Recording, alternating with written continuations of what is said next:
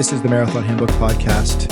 I am joined today, as always, by the Grant Fisher of this podcast, Mr. Alex Sear. You're the Grant Fisher of the pod, Alex, because you sandbag it for 4 and change K, and then you throw the hammer down to win the big money at the end. Oh, if I could only be Grant Fisher. I need 3 or 4 minutes off my 5K time for that. But I'll take it. That's it? That's it. Yeah, that's my humble brag. I'm 3 minutes off Grant Fisher's 5K time. I'm 1,000 minutes off Grant Fisher. And our Sydney McLaughlin Varone. Oh, yeah. Caitlin Tossi, because you effortlessly hurdle over all of us, and you're like all by yourself down the straightaway to win every pod. I'll take it. Today we are talking all about the Grand Slam Track League, what it is for the uninitiated, whether or not it's working. Is it really this revolutionary new league that it sort of purported itself to be at the onset, and where it could go in the future, as well as our critical feedback. We're going to provide a little bit of a report card of what we think about the Grand Slam Track League. We'll put on our GM hats and we'll make some suggestions as to how we think it could improve, particularly for season 2 and where it goes from here. Perfect moment for us to introduce to our audience what the Grand Slam Track League is for those who've not been following along, and how the heck you can watch it, and so on and so forth. And also for the stands, for the real ones out there that have already been following along with the GST. I think we can get into the nitty-gritty as to what's great and maybe what's not really working with the event. So Alex, I'm going to pivot to you first, because you're our resident track expert here. Mm-hmm. You're our man on the track. Grand Slam Track League, just in a nutshell, what is it? Grand Slam Track League is like if your usual meat is a big fat steak. This is like your tiny lean meat. It's a totally leaned out startup track league created by Michael Johnson. So your 200, 400 meter former Olympic champion and world record holder. He's been talking about this a lot for the last year. This year, it's hitting the track. So it's a track meet, not a track and field meet. Very limited number of events at each meet. 100, 200, 400, 800, 1500, 3,000, and then 100 and 400 meter hurdles. That's it. Mm-hmm. This year, there are 4 of these meets. One in Kingston, Jamaica, one in Miami. Both of those have happened. We're waiting for the one in LA and then Philadelphia. Philadelphia is actually next on the schedule. And the track meet is organized as a racers versus challengers type meet. So half of the athletes there are racers, which is the name they give to athletes who are signed by this league to participate in all 4 events. The racers are no slouches. We have McLaughlin Levrone. We have Cole Hawker, Olympic champion. We have Gabby Thomas, an Olympic champion. We've had Josh Kerr, Marco Arop, Kenny Bednar, like Grant Fisher, like some of the very best running talents in the world participating. They take on challengers, who are athletes who will participate in one meet at a time, who are not signed yet by the league, but are seen as the next up-and-comers. And the whole goal is for the challengers to beat the regularly occurring racers. Races have 8 people in the field, so it's like very small. And every competitor wins prize money. And to me, this is what makes the league so different, is that there is a very deep prize purse for every athlete competing. So just this year, in its very first go, the league is dishing out $12.6 million, which is crazy. As a comparison, your Diamond League dishes out $2.24 million in its final. And so there's a whole lot of money for a startup track league. And it's gotten some of the biggest names to take part in it. So this is kind of the quick overview. I've been having fun watching. I've been catching a lot of it on YouTube, some of it live. And it's become popular enough, well, yeah, for us to talk about it, but also for pretty much everyone in the running world to have an opinion on it already. Yeah, there's been a lot of opinions. It's one of the reasons why we're doing this podcast about the Grand Slam Track League right at this point, which is I think an inflection point for the model, right? So we've had 2 events happen already. As you said, Alex, we've had Kingston, Jamaica, which was the inaugural event, which was a real bumpy ride for a lot of reasons, which we'll get into. And then the most recent event, which happened just outside of Miami in Miramar, Florida, which I think was a little bit of a slicker, smoother experience, although I think still there's some issues there. But it's a really intriguing concept. And I think overall we can say, I don't know, you feel free to disagree with me, both of you, but overall, I feel like at the very least, this concept is challenging the status quo in track and field and perhaps creating something, a model for the future that we'll look back maybe 10, 15, even 20 years, look back and say like, it all started here with Grand Slam Track League. Maybe even it doesn't exist anymore in 10 or 15 years, but at least it will have like challenged, I think, what we can call like the Olympic approach to doing things, which is like, it's amateur sports. It's every 4 years. It's, nationalistic in its idea of like these athletes run for their country. They don't run for a brand. They don't run for themselves. They're not professionals per se. I think all that is being challenged with Grand Slam. So I've got a question for each of you. We're going to get right into it here. We're going to unpack the last couple of meets in some detail as we kind of debate and discuss what's working and what's not. And also then we'll look forward to the future. We'll look forward to this Philadelphia meet, which is upcoming, 3rd meet of the season, and then the grand finale in Los Angeles, and what we can expect there. Caitlin, is it working? Is Grand Slam working up until this point? Okay, well, be honest. I will. I think I want to take a little bit of a step back right before I answer your question. And the reason why is because I want everyone who's maybe not familiar with the why of the Grand Slam Track League, or kind of like what the idea is behind it. It's important. And I think that I really love the idea, kind of like what do they want to do? What's the objective of the Grand Slam Track League, right? They want to elevate track to a whole new level, because when do we watch track, right? Even I can include myself in this. When did I get totally hooked on track? The Olympics. Because we're covering the Olympics. I was with Michael and Alex talking about all of the different heats, talking about all the different events. It was so exciting. And then I started to get hooked. Sprint came up on Netflix. Sprint was something that sparked, right? It started sparking the interest of people all around the world who maybe never watched track before. And now they started seeing these different personalities. I said, wow, I really want to start getting into the sport. But how do you get into the sport when you have the Olympics every 4 years? You do have the Diamond League events, but it's pretty tricky. They're not as advertised. Maybe in North America, we don't hear about it. The schedules are going to be off for us, right? Because they're going to be at off times. And so, it'll be in the middle of the night for us, and they're probably competing. So I think the whole idea of the Grand Slam Track League was to elevate track for all of us, to bring it to a new level. So there are more spectators. So the sport has a chance to grow. And so these athletes are treated like other athletes, and, NBA style athletes, NFL style athletes, like to elevate the track as a whole, so they make more money. And so the sport gets exciting and they get a lot more spectators, right? Okay. So I just kind of wanted to get that out there, because I think that what they're doing is really exciting. And I want the Grand Slam track to prevail, because I want track to be a sport that is spectated, that there's an audience, that people get excited to go to these meets, right? I mean, I want that for the sport. So how's it going so far? If we take a look at the number of people who have been in attendance, right? Kingston didn't look that great. They panned around the stands and there weren't that many spectators. And, you think Jamaica, I mean, huge track, huge sprint country. I mean, really exciting stuff. I thought those stands were going to be a little fuller than they were. And Miami was a much smaller stadium, so a little easier to look a little fuller, right? But do I think that it's working 100% and already making a big difference?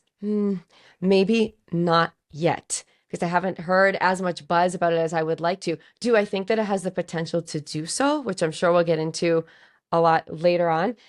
I do, but I don't think it's perhaps had the boom that they were expecting from the very beginning just yet. Mm-hmm. So I generally agree with you, Caitlin, but I think we need to give this league time. I think Yes. no matter what type of offering that Michael Johnson was going to come up with, there was going to be resistance. We're in this funny time in sports where leagues are being challenged. Like, think about golf. I don't think about golf very much. I actually hate golf, but that's a good example. So it's a long walk ruined. Yes. Exactly. Thank you, Mark Twain. So the PGA has been challenged by the LIV, like the new league backed by Saudi Arabian money that has a whole lot of money. And both leagues are facing strain because players are split. Obviously, the same was going to happen here. There will be some athletes who don't want to buy into this meet because that's committing to 4 different meets this year because they already have their plans. And that so far has been pretty common with some major names. Yep. A guy like Noah Lyles, who makes well over 1 million a year. He might even make 10 million a year. Why would he bother with this if he's got his whole schedule figured out? I understand that part. But for athletes who make less, like, or a few of these athletes who worked full-time jobs, there's a sprinter who participated already in Grand Slam, Ja'Cory Patterson, who's a full-time worker at UPS. Yeah. And he brought home $50K for finishing second in a meet. And let's agree, this is life-changing money for someone who's working at UPS. This might equal his yearly salary just like that. So there's a huge incentive, I think, for these athletes in, say, the tax bracket of Ja'Cory to take part in Grand Slam. There will be hurdles at the start, but I think it's already a really good start. I mean, we complain about the Olympics for 2 reasons. At least I know I do. One, there's no money in sports. There's no money in the Olympics themselves. And 2, there isn't much willingness to change, or so it seems. Grand Slam has both of those things. I need to give them credit for that. Mm-hmm. 1, there's money. And 2, there's willingness to change. We'll get back into it. They're ironing out the small little issues that they found. Mm-hmm. One issue being that athletes do 2 events instead of 1. And in the long distance events, that wasn't great because you were asking athletes to do the 3,000 and then also the 5,000. Quickly, this became a tactic style of game, whereas if you won the 3,000, you could easily coast in the 5,000 to finish third and still calculate and win the category based on points. And so that didn't create great racing. So what did Grand Slam do? They changed the model. They got rid of the 5,000. Don't love that as a distance runner, but hey, I think the scenario called for it. So this is like, they're treating it as a startup, right? Because it's nimble and there's willingness to give money. So far, obviously things don't work perfectly off the bat, but I'm a fan of the ethos. I call it that way. Yeah. And they'll get there. I think they're going to get there. Just need time. You made a great point, Alex, about it being very much startup-y in its vibe. And that is a stark contrast to the entire history of track and field as it's attached to or a part of the Olympic movement, and certainly how World Athletics, the governing body of track and field, has approached their Diamond League events over the years. They're very resistant to change in that corner of the universe over there that I guess starts and ends in Monaco, where the World Athletics is based, right? All you need to know about a million years ago. So all you need to know about World Athletics is that it's headquartered in Monaco. That's all you need to know. And enough said. And not the bastion of forward thinking. It's the bastion of hiding your income, and that's about it. But it's true. But yeah, it's true. So what I do like about what Grand Slam is doing is, like you said, it's like they feel like something's not working, they'll change it. So what we're seeing now is they realized that the 5,000 meters, it just wasn't, first of all, from a strategic standpoint, from a racing standpoint, it wasn't producing great results.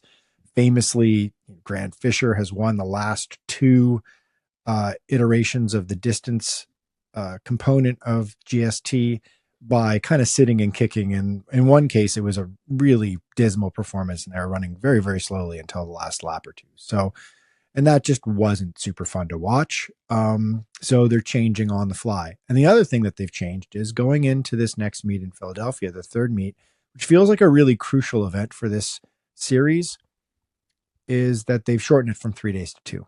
Because I don't think the 3-day format was working. I don't think it was working from an audience standpoint, from eyeballs watching screens. I'll give you some numbers here. So, okay, in the United States, which is obviously the core target market here, GST it's on the CW network. I don't know how much CW network you guys consume. How big into like kind of like teen content you are, but no. It's been a while. Yeah. No. The Smallville, reruns of Smallville, big on the CW network. So it's on the CW network broadcast. So it's on television, it's on cable. Between, let's say, around 243 to 250,000 people watched each event. Okay. And we don't, it's so. And we don't have any numbers for streaming. It's on Peacock streaming. So it's a bit uncertain what the streaming attention is, but we have a good sense of what the success level it's been at in the United States. And I would say that that's really, it's only capturing, I'd say, like a hardcore track and field fan audience right now. Where, as a point of contrast, we had a story last week about this. The Diamond League events that were shown on NBC in the past averaged between about 600,000 and 1.37 million people, depending on the event. So significantly more successful, but also on NBC, which I think is a bigger network that has a broader reach in the United States than the CW network does.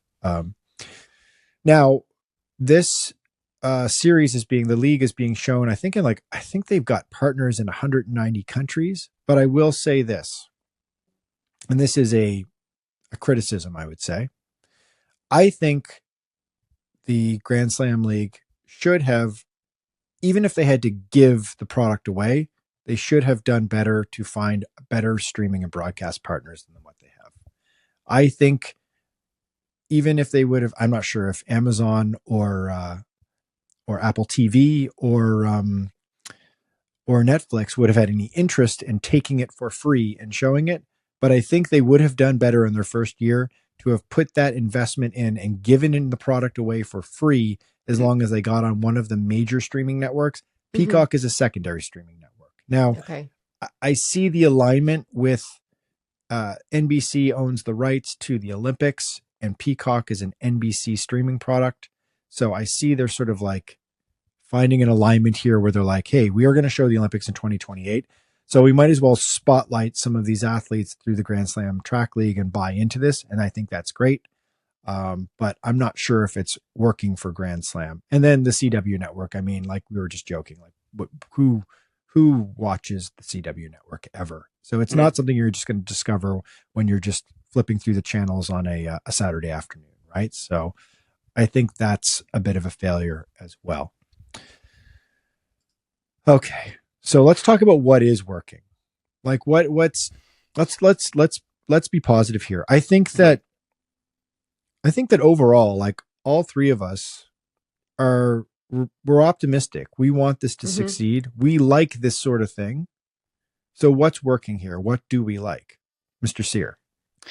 I think the wise move from Johnson and Co. is to try to lean into the 21st century model of how to make money as an athlete. And they've poured a lot of investment in trying to boost their racers' brands. It's not like the Diamond League, where with the Diamond League, I feel like they almost feel like they're just giving you the platform by allowing you to race, and the rest, like, you're responsible for it. Grand Slam seems to adopt its athletes a little bit more. They have like this data analytics program to help athletes understand their following better, which I'm not sure if any other league really gets involved in the athlete's own. Yeah. Right. And it's some money spent to help athletes develop their personal brand. And they even have their own content team to collect content from each individual athlete and help them do cross posts and stuff like that. So that's not something that I think the Diamond League would necessarily offer. And I think that's pretty cool. And then they also try to generate stories a bit more organically around athletes by having this challenger model. So the racers and challengers should not just be thought of as the racers are all the best athletes we could find, and then the challengers are all the second best athletes we could find. The reason that they stay nimble around their challengers network is so that they can pull in athletes who have stories, and preferably stories that relate to some of their racers. So for example, getting a miler to compete against one of their own milers. So currently the mile is the domain of rivalries, right? With Josh Kerr, Jared Newgoose, Jakob Ingebrigtsen, who has not participated in the league so far. I'm waiting for Grand Slam to try to pull Jakob in. That would be very difficult to do, but I hear they're pulling Hobbs Kessler in, for example, who's like trying to create this burgeoning rivalry with the other top milers. And so that's a way to create some fun and organic story around the athletes who are already competing. And so I think doing something like that transcends just the, hey, let's get this athlete to compete here because they're good, but more so, let's create a story around this athlete is very powerful. Again, like our friend who worked at UPS, there's also an athlete who works at Walmart that was all over the news, all over media, and Grand Slam has a hand in that. This is a story that they've perpetuated themselves. So I kind of like how they're playing with the athletes and they're trying to accomplish the same thing as them. I like the idea of the team. I like the idea of the league. I mean, well, there are a couple of things that I think is working. That I think money talks, and I think that there are a lot of athletes that are going to say, I work really, really hard, and I'm a big star and a great athlete, and I want to be able to make more money competing. And I mean, even the eighth place, right? The last place is still going to go home with $10,000 for the meet. So I mean, if you participate, you're still going to come out with a nice chunk of change. And I think that that's just respecting the athletes and respecting all of their hard work, and that they are the best of the best. And I love the idea of the league, of the team, of the athletes coming together and having a place that they belong to. And I know a lot of them probably have their own teams. Of course, they have their own teams as well, but it's nice to be part of this league and to say, I represent Grand Slam track, and I'm also getting paid a salary to be part of Grand Slam track before I even show up to any of the meets. So I think that this is, I mean, they have pulled in a ton of top tier, some of the world record holders. They have them there. I mean, they do have some of the best athletes in the world. Yeah, they don't have Noah Lyles or Sha'Carri Richardson yet, but I mean, they have McLaughlin Levrone, and they have, they have Grant Fisher, and they do have some of the best athletes in the world there. And so that is working. They are getting big names, and they are providing these athletes with more compensation and showing them that they deserve these big payouts because they're amazing athletes. And I don't know. So those are a couple things that I feel like those things are working. Yeah, and I think I like the presentation and the structure of it. Now, I know that it's a bit controversial. I know that some of the athletes, especially the athletes that have been resistant to join, have said, like, I don't want to race twice in a day or twice in 2 days. Mm-hmm. I don't want to race an event that is not my strong suit. If I'm a 1,500 meter runner, I don't want to race against 800 meter runners in the 800 because I'm going to get waxed, or vice versa. But I think that creating that versatility and creating that uncertainty and a little bit of chaos and challenging these athletes to be athletes overall creates really interesting moments, really exciting moments. And I hope they stick to their guns with this one. I hope they hold on to that format and get athletes to buy into that. Because I think what's happening in track, and this certainly has happened in running overall, it's certainly a feature of the marathon, or a problem with the marathon and distance running in general, is if you're trying to create rivalries and narratives going into these races, you need these athletes to compete against each other, and you need them to compete against each other on a regular basis. And you also need them to take risks so that sometimes they fail, sometimes they don't win. It's not a clean slate. It's not dominant. And we've seen that, for example, with the 1,500 meter in the last couple of years with Ingebrigtsen, Nuguse, Josh Kerr, Cole Hawker, these athletes are competing each other on a regular basis. The reason why we know their names and the reason why it was so exciting watching that race in Paris last summer in the Olympics was because they raced against each other a lot. And I think that's what Grand Slam Track League is trying to capture. They're trying to get a group of athletes that you can then recognize and be familiar with week over week, or race over race rather, and get them to race each other and get them to race each other outside of their comfort zone. I think that's cool. I think ultimately that works. I think a scoring system is good. I think, as you said, Caitlin, competing for that money and putting a big price tag, like you win a slam in your event, you win $100,000 US. That's in 2 days. I mean, I get it. In the world of like the NBA or the NFL or even the NHL, like that's not very big money if you do the math on how much they're getting paid per game. But in the world of track, that's a huge amount of money. Yeah. And it's a big incentive for these people to show up and race. So I think that's working well. What else I think is working well, and I'm curious to hear what both of you think. I think the presentation is good. I think like the actual visual package is good. I think what's not working is when it cuts to the stands and there's only 4,000 people in the stands. Yeah. It makes it kind of look like a joke, quite frankly. And I think that that's something that is a real challenge for them to try to figure out. How are they going to get butts in the seats? How are they going to sell tickets on the ground?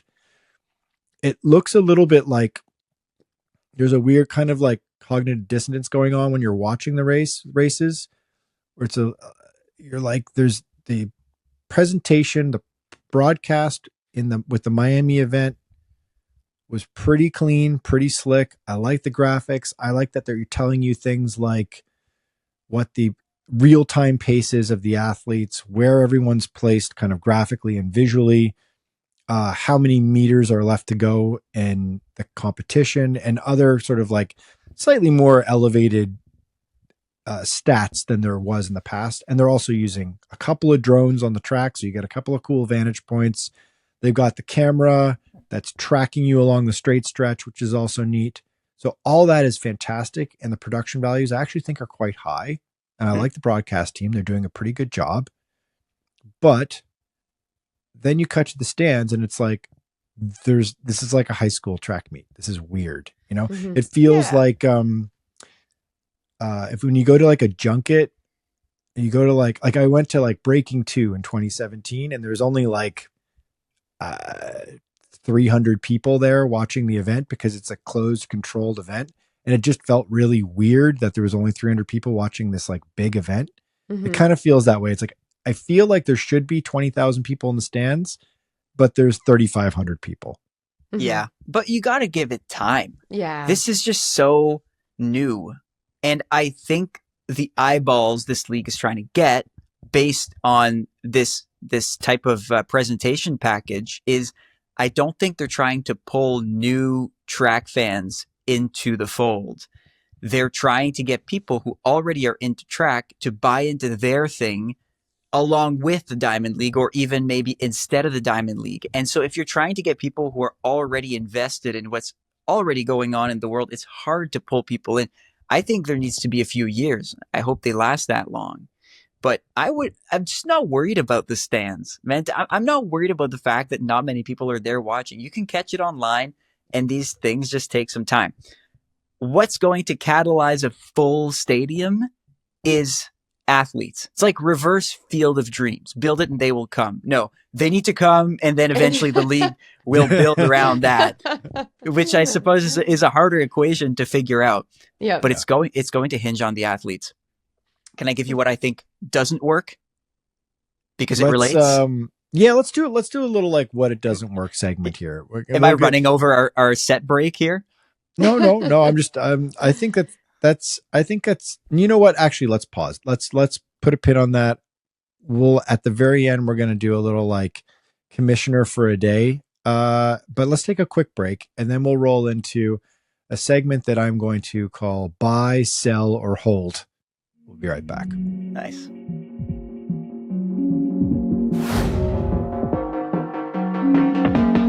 All right, and we're back. Buy, sell, hold. Okay, so if the Grand Slam Track League were a stock, which would have been a fun thing to do, to like invest in it at the beginning of the year. Say that the IPO for the Grand Slam Track League was $100 a share. We've just finished 2 races. We've got 2 left to go in the season. Are we buying GST stock? Because that's definitely the Dow ticker symbol is GST. Are we buying GST? Are we selling GST right now? Are we dumping our shares? Or are we just going to hold and see what happens? And then also, if it was worth $100 when an initial public offering, what's it worth now? Caitlin, are you buying, selling, or holding your GST stock? Oh my gosh. Okay, I'm on the spot first. Okay, what am I going to do? I'm going to tell your investors you're holding. Okay. I'm holding because it's messy right now, but we haven't seen the full product. We haven't seen it. We haven't gotten through the whole season yet. Let's see Philly. Let's see LA. Let's see how the year turns out. And to kind of piggyback on what Alex is saying, I think it needs more than 1 year. But if I had to the end of the year and 2 more meets with the changes that they're making, side note, love that they're taking constructive criticism and making changes on the fly. A lot of people don't do that. They just stick to their guns. They're trying to make the product better through the first season already. I would hold and I would make a decision after LA. So get back to me after LA. What's so over at Tossie Capital, what do you guys, what's your evaluation on the share price right now? Is it if it started off at 100, are we losing? Is it over 100? Is it under? Where is the share price sitting at right now from your perspective? I'm going to go $75 a share. Okay, so it's lost a quarter of its value, but it's not completely and totally tanked yet. Okay. No, of course not. Of course not. We're just seeing growing pains. And everything. So let me hold and get back to me after the next meet or 2. Okay, I'm going to pivot over to the Bill Ackerman of our pod here. Mr. Sear, what are you telling investors? Are you buying, selling, or holding GST stock right now? I'm holding, and I'm preparing to buy more by the end of this year and early next year, because we're on the way down and we're not done going down, but eventually we'll go up again. I think this is like any classic IPO that we've observed here at Sear Capital. So I think it's a psychological thing. When a new product comes out, we're all super bullish on how it could do. And then the first little problems come out, and obviously there will be problems because it's new. And so it loses a little bit of its value and people fall out of love a little bit. We start focusing on the things that are going wrong. This is where we are with Grand Slam. There was this weird hope that it would just be the savior of track and field. And that's not realistic. It's a new product, and it's trying to wrestle athletes away from long-standing establishments. So this year, we're going to focus on what's rocky. We're already in the sophomore slump somehow, and we need to weather that storm. I think by the end of this year, people will find that it was a little bit underwhelming. They'll focus on the stands, maybe to the point where when it comes back next year, because it will, there's a bit of a hill to climb to keep the same type of hype for it. That's where the stock goes down to $60. But then slowly it climbs up again. And I think that if they can keep the capital from gentleman Bill Ackman, because he's one of the main backers of this, hilariously enough. Is he really? Oh, God, yes. I didn't even realize that. Oh, there we go. Good. Okay. I thought this was an actual plug that you were... Okay, yeah, no, I was just pulling like a well-known investor out of the top of my head. There you go. He's involved. He's totally involved. Eventually it goes up again. As athletes trust the system, as it starts to work with the Diamond League. Because I think eventually, if the Diamond League recognizes that these guys are here to stay, they'll try to play ball with them and try to create space for both of these leagues. I hope so, for the athletes' sake. So I bought some. I'm down to my money. I'm not selling anything. I'm going to buy some more next year, and I'm going to be laughing in 5 years. I mean, I think a smart investor, I'm trying to think about what Buffett would do here. I think a smart investor would probably take half your shares and sell them and cut your losses and then hold on to the rest of them and see what happens. I think that Alex, you're making a great point here to kind of maintain this strained analogy or metaphor we're using here, I think GST was overvalued at the start. I think it's not $100 share. I think it's like a $40 share. That I think that we thought that this was going to revolutionize the sport in a season. And of course, it's not going to do that. It's going to take 5-10 years. It's going to take a generation. And that's a real challenge because it's very difficult to get athletes to take the big leap of faith and also to get a lot of buy-in from big players in the sport. You know, we're gonna play GM for a day in a second here, so I'm not going to step on my thoughts in that regard. But yeah, I think that I want to believe. I want to be buying stock. I think I'm definitely holding at best right now. All right, so we've got effectively 3 holds on the GST stock. We're in agreement. Amazing. Let's go into comp or clone. Do we think that the Grand Slam Track League is effectively just like not that different than, say, the Diamond League, or is it significantly different? And if so, what's it sort of closer to? What's its best comp if it is indeed that different? Caitlin, what's your thoughts on that? I think that it's trying to be, I think it's taking another spin on the whole idea. I think it wants to get more into, and I do, when I put on my GM hat, I have some ideas for them, which I'll expand on. But I just think that it's trying to make it even more about the runner, even make it more about the stories, and kind of the hype of these runners. And I feel that a little bit more with the idea of the Grand Slam than maybe I do when I watch the Diamond League. You guys can correct me if I'm wrong, because you have years and years and years of watching these events. But I feel like it's taking a little bit of a different spin. You know, it's trying to make it like, I don't know, does he want to get to this like UFC fight night vibe, or like, you know, an NBA all weekend kind of vibe with the Grand Slam track? That's the feeling that I'm kind of getting. So I think it's a little bit of a different vibe than the Diamond League. Yeah, I would agree. I think it has the potential to showcase athletes that we haven't met yet. The Diamond League has become just like a total Noah Lyles show, or like it's very top heavy, right? So you have your very top athletes who usually take all the spotlight, which is good. It means the best athletes gravitate towards that league. That's great for the Diamond League, but it leads to just a whole lot of feeling around like you should be happy to be here. And so it's less about different athletes. It's always about relatively the similar athletes, and it's less about the matchups. I think GST is going to be a matchups driven league. That's why they have this challenger model. And I think you mentioned UFC, Caitlin. I think that's kind of it, right? It's like we need to see Hawker versus Josh Kerr, because Hawker's the guy who's hot right now, just for example. With that challenger model, the GST has the opportunity to go and pull an athlete and get someone who we really want to see right now for whichever reason. And I think that's the model that they're going to try to cultivate. I think that's a little bit different from the Diamond League. Whereas the Diamond League, the story is the league because it's been around for so long. And also there are more events. So it's harder for one athlete to take the spotlight, a new athlete to come and take the spotlight. Whereas GST is going to be more a way to create new rivalries, new champions, new storylines. It's more nimble. I think I go back to the startup thing, and in that sense, it's a lot different. Yeah, I agree with both of you. I think that it's a very different thing than the Diamond League. I think that this is the one really valuable aspect of the Grand Slam Track League, is that it is defining itself as being a completely different structure, a different experience.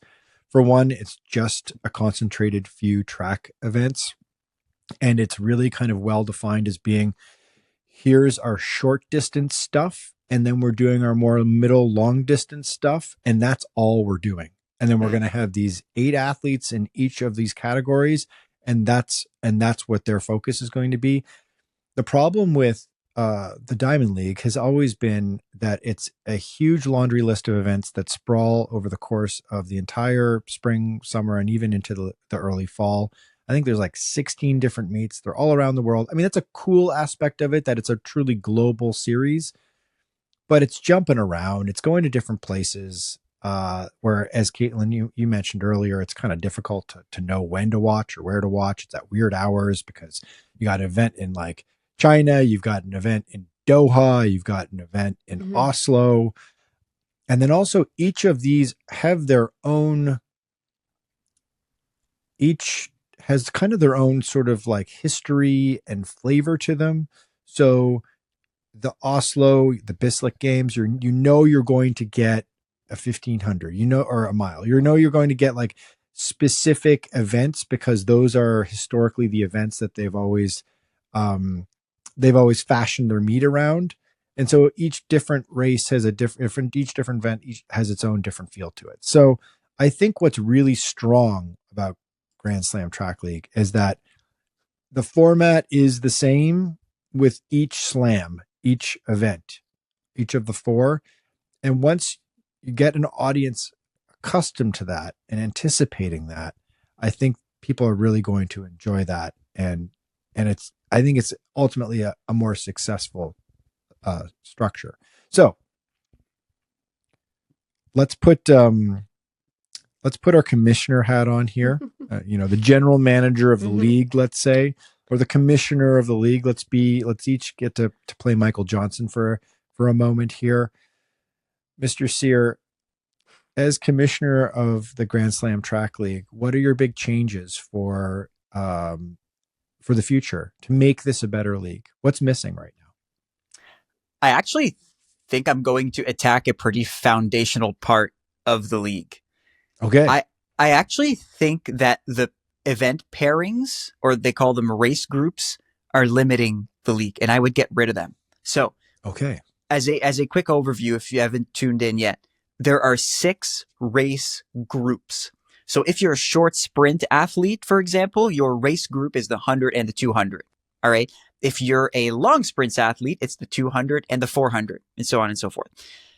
I think that if we removed these groups and instead just had a final for each event, it would encourage more athletes. It would do 2 things. One, it would encourage more athletes to join, because some athletes, not all of them, some have voiced a concern about having to do 2 events. That's a bit more minor. What it would create even more of is less, and I think what it would help more with is get rid of this type of tactical racing that we're going to see a lot of in short distances. They've already done this in long distance. They've gotten rid of the 5K because they feared that athletes were racing too tactically and not creating good types of racing. In the 8 and 15 short distance, we can see that. We could see if we got rid of any type of tactics, the 8 and the 15 would be better contested if they were individual events and not part of a single race group. Okay, and in the short, so you want to get rid of the entire structure. You want to like change the philosophy of the Grand Slam. I think so. I think so, because on the short sprints, you'd get more athletes who want to just do the 100 or just do the 200. And then in the distance events like 8:15, you would get rid of any type of tactics that we don't. I don't think we want. I think the tactics actually take away from this league. So then you would have it's asking a lot. It would change the entire pricing structure. It would remove a part of what makes this league unique. I was going to say, then it just starts to kind of sound like the Diamond League. A little, right? but there's better prize money, and you still get to choose. It's still not the Diamond League. There's better prize money. You get to choose who are your racers and your challengers, and you're still creating a much better content machine that's athlete driven around the league. So, yeah. And you have these 4 events that have recurring athletes, and you still can create a culture around it. So I actually think I would get rid of the race groups. Right. Yeah, you want to see them run all out in every race. I mean, that's what we want to see. We want to see those like super exciting rivalries. We want to see those really close races, and not just a close finish, but we want to see everyone running really hard all the time. I mean, yeah, that makes watching it much more exciting, of course. Yeah, that's a great point. And I think that has been a struggle with this league thus far in attracting athletes to come in and even participate as challengers, because they feel like if they do insert themselves into this ecosystem even for one meet. That means they've got to race outside of their comfort zone. They've got to race multiple times. I guess if you were to kind of pare it back and turn it more into a conventional structure of like, there's a 100, a 200, a 4, an 8, a 1500 meter, a 3000, and then there's also hurdle events. And you can come as either a challenger or sign on to the league as an athlete that competes in every event for the whole season. And you are competing in the 800, and that's your event. And that's what you're focused on. That might actually draw more interest from the athletes, and it will probably produce faster times overall, which for better or for worse right now still do have a kind of sizzle to them. It is something that certainly World Athletics talks about, world lead, when they talk about like the fastest times and that sort of thing. I think that stuff's overrated, but that's just me. I think better racing and rivalries is a more important thing. Caitlin, well, Commissioner. did you know what I was going to say to just segue right in? I'm sorry. Did I just totally it's stamp all perfect. over what you're... Okay. No, you just walked right into it. The last word you said was rivalries. What I think it needs is, obviously we need more spectators, we need more viewers. And I know that Alex, and you're completely right, that it's important to have the spectators online streaming.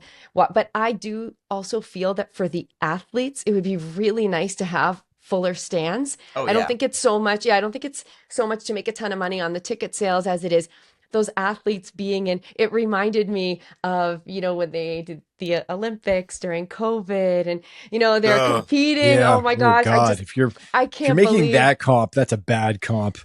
I'm just that's a thinking good of comp, the but a athletes. terrifying one. Yeah. Yeah. I just think like having that it's the difference between running a trail ultra and having no one cheering for you along the way because they can't access any of the points, to running the Boston Marathon a month ago and being like, oh my God, this is incredible. I'm on top of the world. Like it makes a very big difference, even, for someone like me running humbly these races.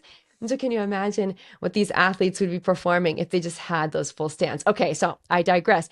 The idea would be, and I'm not sure what those media outlets would be, but we just need more hype. So like you're saying, Alex, like you said, Michael, we need the head-to-head matchup format, rivalries, like get it out there, get these storylines out there, get people really, really invested in the people. So you want to go there and you want to see them, and you get that exciting, like, when I met Calvin Kiptum, I was like crazy. It was so exciting. I got to see him in person, and it was what's that word, when you're just like starstruck, right? So you want these people to get really invested in the athletes. So they want to be there. So they say, oh, I'm going to make the trip because I really want to see them. Good call. In person. How cool would it be to see Gabby Thomas, like right there on the track, killing it, winning the 200 meters. So I think that that's something that would just raise the excitement, get people in the stands. That would then in turn help the athletes get more excited for each of the races. So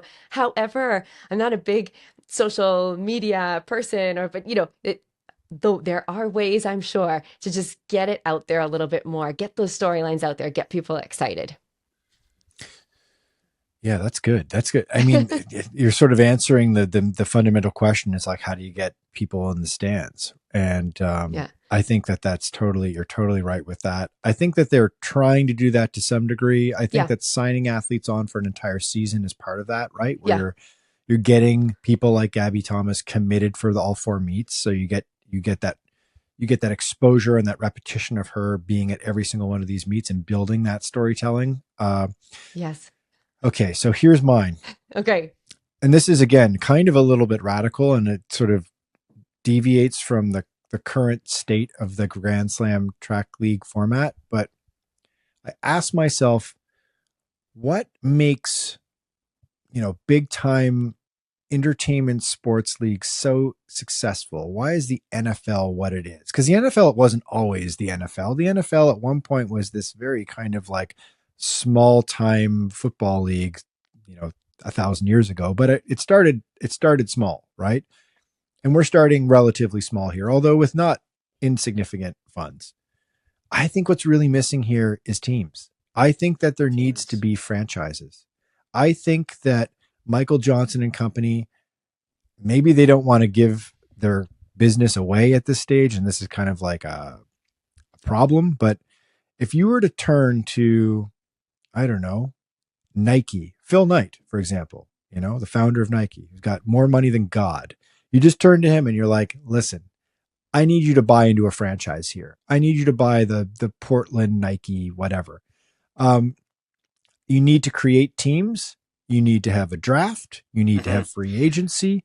You need to have some transparency about how much money your teams are paying for you need to have a salary cap. So like we have a sense that like each team is built around, a $5 million or a $2 million or a $1 million cap you have to spend to the floor of, like $1 million or whatever.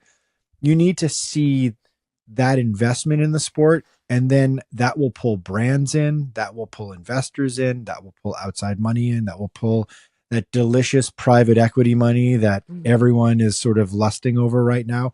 It will pull all of that in. And then it turns into people caring about the palace intrigue of the sport. Think about this. The NBA, probably the second most popular sports league in the world, maybe. And does anybody even watch NBA games anymore? I think everyone's watching like the YouTube highlights. If you're a real fan of the sport. Yeah, I catch my reels. It's reels. I don't want to talk about the Celtics the other night, guys. I did watch that game. Yeah, let's not go there. Well, okay. So there's all this intrigue around, take that as an example. There's all this intrigue around the Boston Celtics. They've got this young team. They've got Jaylen Brown, Jason Tatum, this duo. Do you split them up? Tatum's got to recover for a year because he's got this devastating Achilles injury. Yeah. I haven't watched 5 Celtics games all year, and I know all about this stuff, right? Because there's so much intrigue around the money in the sport, the athletes themselves, the culture of the sport, and people are interested in the salaries. They're interested in who's signing where. They're interested in the player beefs they have with each other. They're interested in whether or not Stephen A is arguing with LeBron on, through his show and through the podcast. And there's all this stuff going on in this sport that's basically effectively turned it into a melodrama. You need to create the conditions for that. And right now, those conditions don't exist, period. I mean, all the credit to someone like Noah Lyles, who's trying to create the conditions for that within his own little world, right?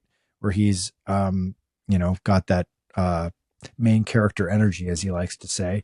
But we need to have an ecosystem for that, right? So I would say create franchises, sell the franchises so that investors buy into the league, have a draft, have players commit to it, have a minimum salary, have a floor to what each team has to pay to have a team every year. And then you're going to need to have probably 6 or 8 or 10 meets throughout the course of the season to make it work. Make them 2 days each, put them in prime time. Don't battle with any other major sport. Make it in the summertime when there's a little bit of a content wasteland. I mean, the WNBA has figured this all out, right? I would say, look at what the WNBA is doing right in the last couple of years. Caitlin Clark wouldn't help to have a transcendent athlete like that. But I think you do have athletes that are approaching that in track, right? So I think we need to see that, and we're not seeing that right now. If you see that, and then fantasy sports comes in, more gambling comes in, I think you just need to take what the NBA, the NFL, what they're doing, and try to copy that on a smaller scale right now and see if that works. Yeah, I love this train of thought, and you just got me lost in this essay that you just delivered, which I think is awesome. Elephant in the room, though, is the Diamond League, right? For that to happen, for a league to develop, screw the Diamond League. That's sure, but that has to actually happen to create teams. If we create teams, we're talking about a multi-year commitment from athletes, which ultimately pulls them away from the league that already exists. Olympics can exist. Like the NBA exists, and the Olympics also exist, and the players NBA can does overlap. not need the Olympics. And the Yep, NBA does not need, and that's they my don't. point. And so this is the sort of, to extend your elephant in the room discussion here, is I think what we're heading towards in the sport, hopefully, I think for the sake of the sport as sports entertainment, for the sake of people who are fans of the sport, and for the sake of the athletes in the future, I hope we're heading towards something where track doesn't need the Olympics. Yeah. Where it's a nice to have, but not a need to have for these athletes to run the Olympics every 4 years. But where the ecosystem for track with, say, Grand Slam, Track League, or something else in the future is so palpable and so exciting and so profitable that the Olympics are no longer necessary, that they are what they were in the past, which was an amateur competition that is something that you may want to participate in as an athlete, or perhaps you don't, because you want to make sure you don't get injured for the next season or something like that. So yeah. So for that to happen, GST has to swallow up the entire world of track and field. And it's an interesting thought experiment, because now you wonder, well, maybe that does happen. Maybe eventually this does happen.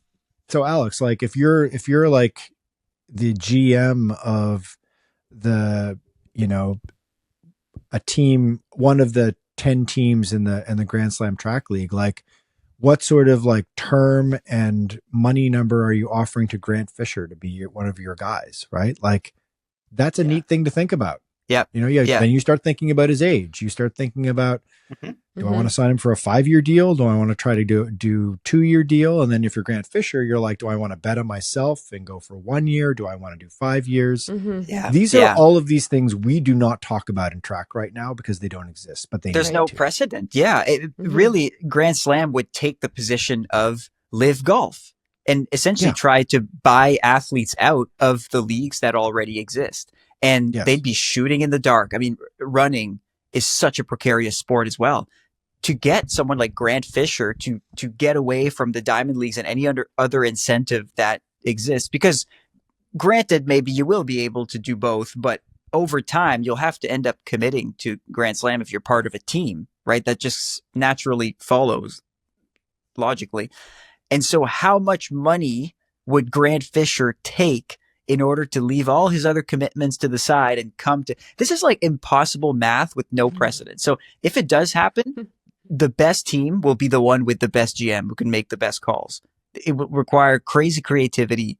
And also it depends on the constraints, the financial ones, I mean, that this league is under. But this, I feel like we've gone way off pie in the sky, but could you imagine if this happens in like 3 years? This is why I'm holding the stock. I mean, I have a crazy take with, I think this should be ported over to distance running too, to the roads. I think the major should be doing this. I have like crazy ideas about them. I think there should be teams. I think athletes should be running more events. I think we should be throwing world records and that sort of nonsense out. And I think that we should be going for creating a team culture and structure around these avenues of the sport that will get people way more interested in it and will be way more exciting to follow as a sport. If there's interest in making this whole thing a sport. I'm loving this. I want a bucket of popcorn and I'm just like soaking this all in. This sounds amazing. You know where this is going to happen, Caitlin? This is going to happen in the ultra scene. This is going to happen in trail, because I think there is enough. I think trail is like small and burgeoning by comparison. Right. But there's this really interesting thing happening right now in trail on the elite end of things. And there's this real confluence of money and competition between events companies and with athletes and with brands, where and you there are teams. And you could actually see this kind of thing forming, because I think that there is this, there's a lack of like conservativeness or fear in ultra trail that kind of unfortunately exists in track, right? And also this overall top-down bureaucratic, sportocratic control from world athletics for the last number of years that you don't have in the ultra trail scene. Right. So you could see some of this stuff happening in trail, which would be kind of cool. It would be. Okay, wow, we've gone just like so far afield here. Maybe Is everyone still with us? maybe just like there's this tiny slight chance that in 10 years this podcast has aged beautifully. And if that's the case, let's share this with Michael Johnson and see. I mean, how cool would it be if, as a fan of track, there is a team and you've got to draft a 100, a 200, a 400 hurdles, 800, 1500 meter runner, and say a distance runner, a 3K runner, let's say. You got to draft that team when the league begins, and then you got to sign free agents as well. And then you got to ask yourself questions like, someone who's 31 and at the peak of their powers right now, they're looking for a long-term deal, but you only want to pay them for a year. Like, that's going to create conversation in the media about that, right? Or you've signed this super young athlete out of the NCAA after they competed for 1 year only. They're one and done. Sounds familiar. And they sign a long-term contract and it looks brilliant 3 years in because they become dominant, like all of that stuff, the professionalizing of the sport, making it into sports entertainment, making the entire ecosystem world of that sport entertainment is what we need to see. And it's there for the taking. The blueprint is there. Just nobody's executing on it right now. Let's make it happen. I think that we should create the first Grand Slam track fantasy draft, and we should do it. Yeah. I don't know if anybody else has done that. I know our friends and colleagues over at Sidious have obviously been covering Grand Slam very, very closely. I don't know if they've done a fantasy draft before, but I love stuff like that. So that's fun. We should consider doing that. If you're interested in that and you're this deep into the podcast and you want that, let us know in the comments. All right. So the next meet is forthcoming. It is at the very tail end of this month. We're dropping this podcast right before it happens. So it is happening in Philadelphia. It's a 2-day event taking place on the Friday night and Saturday in Philly. It's going to be really interesting to see how this event unfolds. And then, of course, the final event of the season is in Los Angeles, which I think is a great spot to finish off the season. I know that there's a lot of hype around Los Angeles with these events. I was talking to somebody in the brand world recently, and they were saying that like all eyes are now on Los Angeles because of the Olympics in 2028. So all these like LA based track and distance running events are going to get more and more intrigue and hype because they're just like, they're hooked into Los Angeles. So we've got those to look forward to, and then it'll be really curious to see if they take our recommendations into the future or not. We shall see. Okay, guys, that's it for today. We'll talk next week. Later.